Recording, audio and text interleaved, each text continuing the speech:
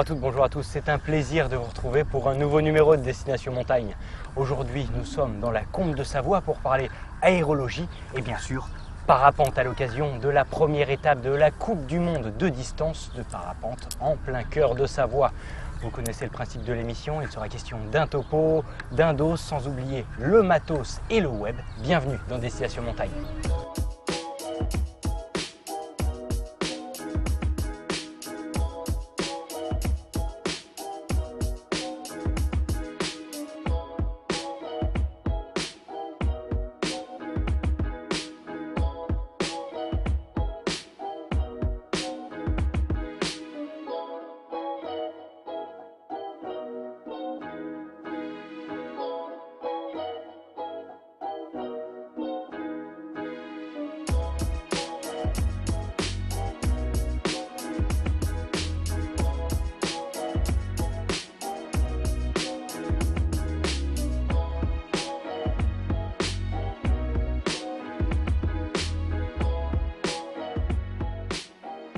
Et comme la semaine dernière, on va commencer la saison estivale avec un topo aérien de vol. Et bienvenue dans Destination Montagne, c'est le topo de la semaine.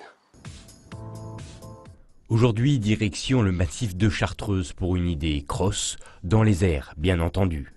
Au départ de Saint-Hilaire-du-Touvet, se hisser sur les crêtes, direction Saint-Hénard, plein sud. De là, de très belles arêtes permettent de reprendre un peu d'altitude pour continuer le périple toujours vers le sud en direction de la Dent de Crolles et ses gencives, véritable ascenseur surplombant Grenoble. Prendre le temps de repasser au-dessus du sommet en profitant des ascendants sur les falaises pour ensuite remonter vers le nord et vers le sommet bien connu des Chambériens, le Mont Granier. Un vol de longue haleine mais très agréable si quelques cumulus sont de la partie pour remonter sans trop se fatiguer. Avis aux amateurs.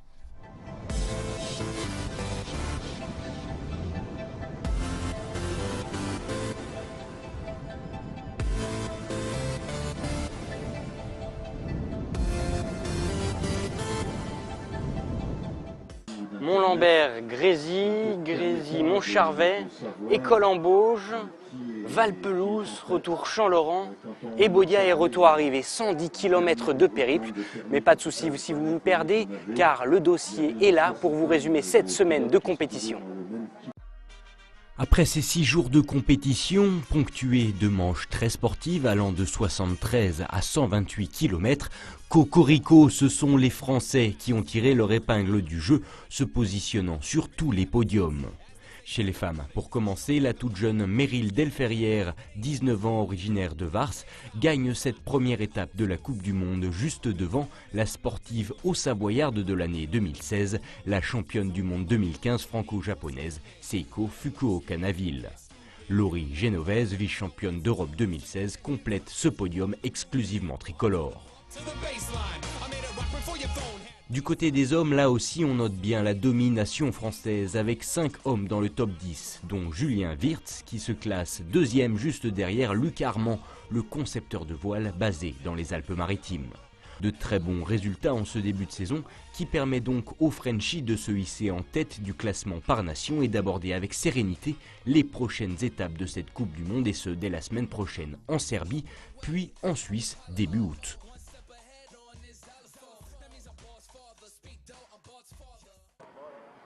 Il n'y a pas à dire, on est vraiment bien. Il ne manque plus qu'un porte-gobelet. Je pense qu'on a atteint le summum du confort.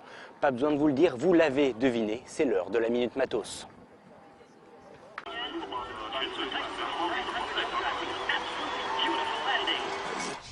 Souvenez-vous, il y a de longs mois, nous vous avions annoncé la sortie de Steep, le superbe travail sorti des ordinateurs d'Ubisoft. Depuis, le jeu a réussi à devenir la référence des jeux de sport d'hiver et forcément, passé le coup d'essai, il faut tenir son rang. C'est sans doute pour cela que le studio annoncien a travaillé avec le CIO pour nous proposer une plongée dans les Jeux Olympiques d'hiver 2018 de Pyeongchang. Terminé les pentes sauvages et le hors-piste, retour à l'institution avec cette fois-ci du slopestyle, du halfpipe, de la descente, du super G et j'en passe. La bande-annonce donne la poudreuse à la bouche, ce n'est pas Enzo, notre bêta-testeur officiel, qui dira le contraire. Pour rappel auprès des parents qui vont devoir se procurer cette extension, si le jeu fonctionne en mode solo, il est obligatoire pour le faire fonctionner en multijoueur de s'acquitter d'un abonnement actif au service en ligne de la console. On sera complet en vous disant que le jeu tourne sur PS4, Xbox One et PC. En tous les cas, pas de panique, les Jeux Olympiques sont pour le mois de février et l'extension ne sera pas disponible avant le mois de décembre, ce qui vous laissera tout de même 2 mois pour vous entraîner.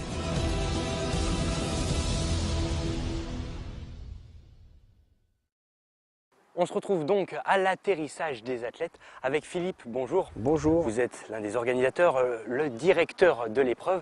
C'est vrai que là, on a les 135 meilleurs parapentistes mondiaux qui s'élancent sur des longues distances. Mais le but, finalement, c'est un cumul des 8 manches de la compétition pour cette première étape. Voilà, l'objectif, c'est d'être dans les 25 premiers pour être sûr d'être qualifié sur la super finale qui aura lieu en Colombie en 2018. En général, c'est janvier 2018. Les super finales. Et là, leur objectif, leur enjeu, c'est d'être dans les 25. Non, les 30 en général, ça peut passer, ça dépend en fait de toutes les autres manches de la saison. Mais les 25 premiers sont en général sûrs d'être qualifiés pour la super finale. Il y a combien de manches et combien d'étapes? Donc il y a 5 étapes et la 6e c'est la super finale. Donc les étapes ça dure de samedi à samedi, ça dure 8 jours. Il y a le premier samedi c'est une manche d'entraînement. Et après, donc, on a un potentiel de 7 manches à réaliser si les conditions le permettent. C'est notre cas pour Cœur de Savoie. C'est la première de l'année donc pour eux. Donc, nouvelle machine, nouvelle sellette et puis nouvelles conditions. Et tout nous sourit pour la France, on est content. Donc, je crois que le prochain événement pour eux, c'est la Serbie. Et après, c'est la Suisse. Après, ils vont sur l'Amérique du Sud pour les manches qui suivent, quoi. Vous le disiez il y a quelques instants, on est là sur la première étape de l'année, donc les pilotes ils sont encore un petit peu stressés, mais tout le monde ne participe pas à la Coupe du Monde. Il y a certains prérequis quand même pour faire partie des nominés. Voilà, donc sur une manche comme celle-ci, il y a plusieurs enjeux. C'est la première de l'année, elle est en Europe. Donc il y a beaucoup de pilotes de très haut niveau qui habitent soit en Suisse, soit en France, où on a un très très bon pôle et groupe France qui s'entraînent pour nous représenter sur les championnats du monde, championnats d'Europe. L'entraîneur de l'équipe de France est ici pour justement briefer tous ces pilotes. Donc le niveau pour rentrer sur une Coupe du Monde, si on fait un parallèle avec les écoles, on est sur un 15-16 sur 20 quoi, sur le niveau d'entrée. Donc si on prend le cas de Jules Croibier, eh bien, en fait, il ne passait pas avec la lettre. Donc en fait, c'est un système de lettres A, B, C, D. Et jusqu'à D, vous pouvez prétendre à rentrer sur une manche comme celle-ci, de ce niveau. Après, au niveau des lettres E, F et G, là, c'est pas possible, quoi. Donc il y a deux solutions pour rentrer. Soit vous êtes dans les bons, et là, vous passez sans problème si vous inscrivez. Et après, pour rentrer avec une lettre E, il y a un système de wildcard qu'on appelle. Et c'est ce qu'a utilisé Jules. Il nous a fait un dossier pour venir. Comme c'est un local de l'étape, il habite à Alvar. C'est le seul qui est le plus près des jeunes du coin. Donc nous, on a 5 wildcards à donner. On en a donné une à Jules, puisque c'est le local de l'étape. Les 4 autres, on les a donnés à l'entraîneur, enfin au groupe France, le pôle compétition qui permet à certains pilotes jeunes de monter à niveau en fréquentant ce public et comprendre comment on fait pour devenir un champion. C'est une des thématiques pour faire en sorte que la France reste dans les pôles positions, quoi. Et dernière petite question, c'est vrai qu'aujourd'hui ils sont partis donc pour un run de à peu près 110 km. Chaque jour ça évolue un petit peu. Au final, sur la semaine, c'est la meilleure position moyenne sur toutes les manches de la compétition. Donc le premier aujourd'hui va marquer 1000 points.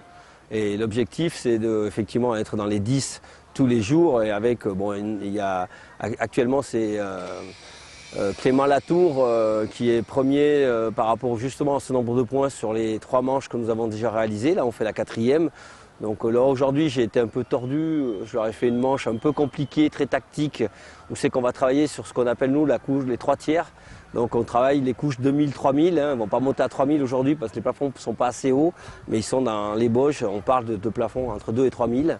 Ensuite ils vont travailler les couches entre 2 et 1000 mètres et j'ai été un peu, on va pas dire tordu, mais j'ai fait exprès de les faire aller jusqu'à des balises qui se trouvent aux alentours de 600-900 mètres.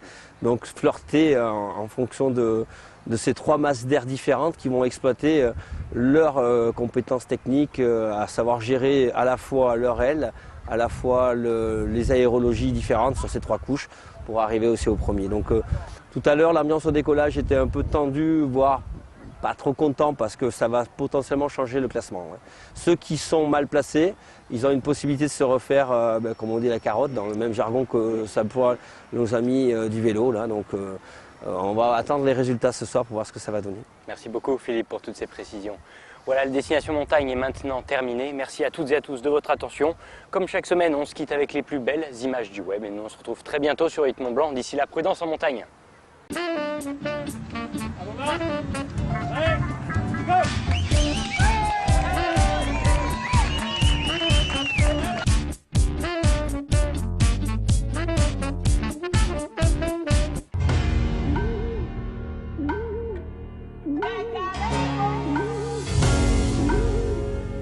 On a cliqué pour vous reste dans les airs cette semaine avec les highlights de la 5e édition d'une épreuve combinant le parapente et la marche, j'ai nommé Born to Fly.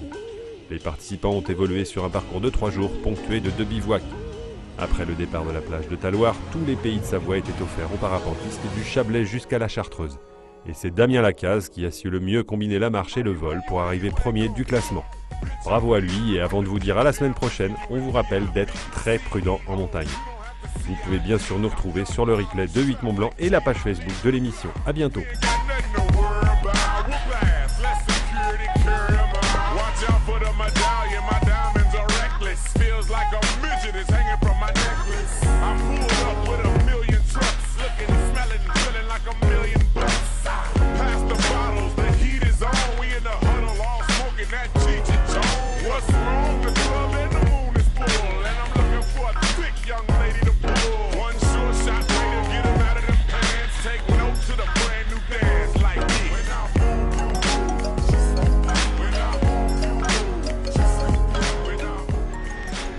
À bientôt une star sur internet.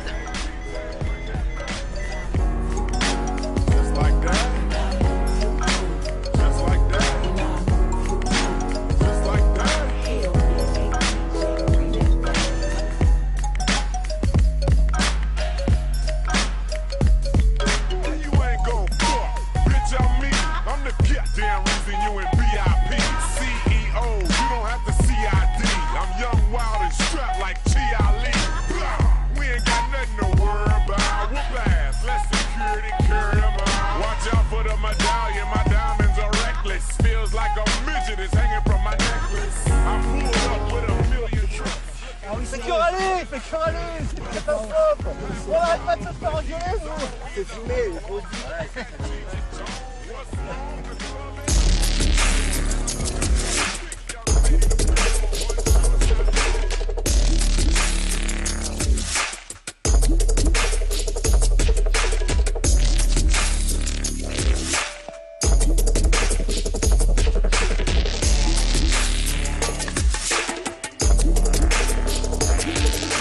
Ça fait plaisir d'arriver.